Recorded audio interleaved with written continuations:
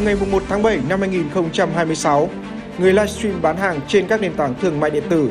phải thực hiện xác thực danh tính trước khi phát trực tiếp theo Luật Thương mại điện tử năm 2025.